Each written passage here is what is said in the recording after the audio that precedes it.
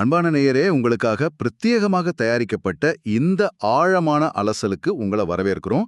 அதாவது ஒரு காதல் உறவு முறிவடையும் போது அது எப்படி திடீர்னு கற்பழிப்பு குற்றமா மாறும்? ஆமா. அது ஒரு ரொம்ப முக்கியமான கேள்விதான்.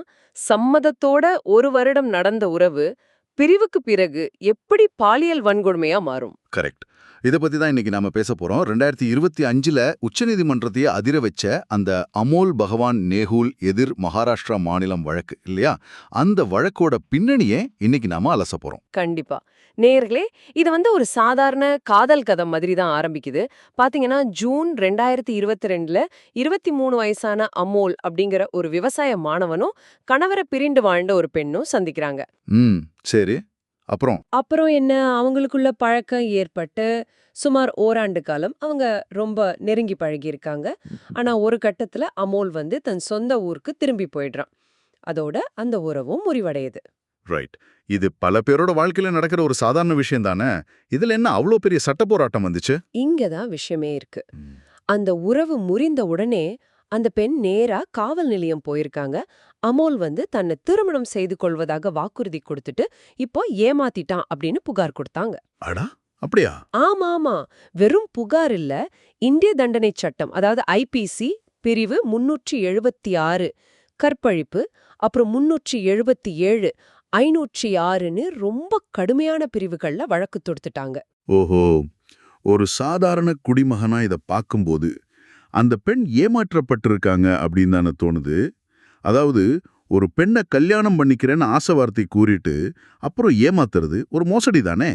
அந்த பெண்ணோட வாதம் ஒரு வகையில சரிதானே. பாத்தீங்கன்னா, நாம இத உணர்ச்சிகள் அடிப்படையில பார்க்கக்கூடாது.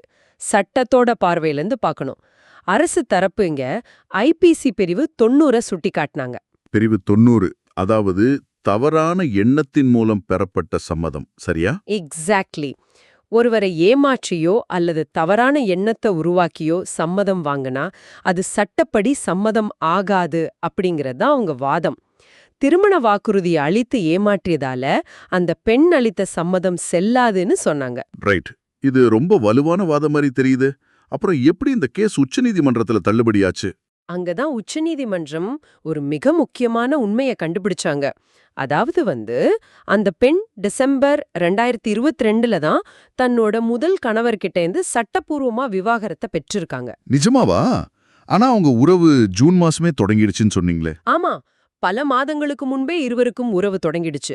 இப்ப யோசிச்சு பாருங்க, சட்டப்படி விவாகரத்து ஆகாத ஒருவருக்கு எப்படி இன்னொருத்தர் கல்யாணம் பண்ணிக்கிறேன்னு சட்டப்பூர்வமா வாக்குறுதி அளிக்க முடியும்? அடப்பாவமே. இது எனக்கு சொந்தமே இல்லாத ஒரு வீட்டை நான் இன்னொருத்தருக்கு விக்கிறேன்னு ஒப்பந்தம் போடுற மாதிரி இல்ல இருக்கு. கரெக்ட். மிகச்சரியான ஒப்பீடு.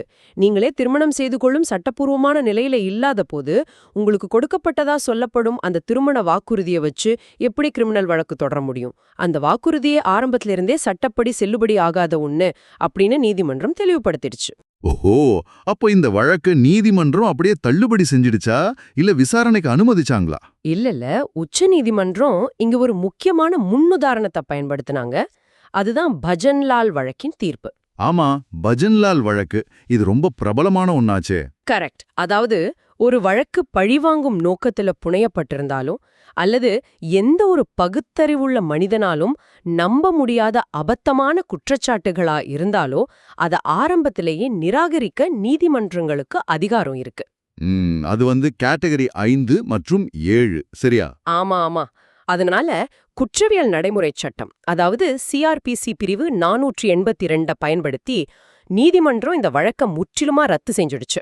நேயர்களே, இங்க சிஆர்பிசி 482 அப்படிங்கறத நாம எப்படி புரிஞ்சுக்கலாம்னா, அது சட்ட அமைப்போட ஒரு எமர்ஜென்சி பிரேக் மாதிரி செயல்படுது இல்லையா? கண்டிப்பா. ஒரு வழக்க பழிவாங்கும் நோக்கத்தோட சட்டத்தை தவறாக பயன்படுத்தி தொடர்ந்திருக்காங்கன்னு தெரிஞ்சா ஒருத்தரோட வாழ்க்கை வீணாவதற்கு முன்பே நீதிமன்றம் அந்த எமர்ஜென்சி பிரேக்க போட்டு வழக்க தடுத்து நிறுத்திடும். ரைட். இப்போ நேரான உங்களுக்கு இது ஏன் முக்கியம்னு பாத்தீங்கன்னா, முதல் பாடம், காதல் முறிவு ஒருபோதும் குற்றமாகாது.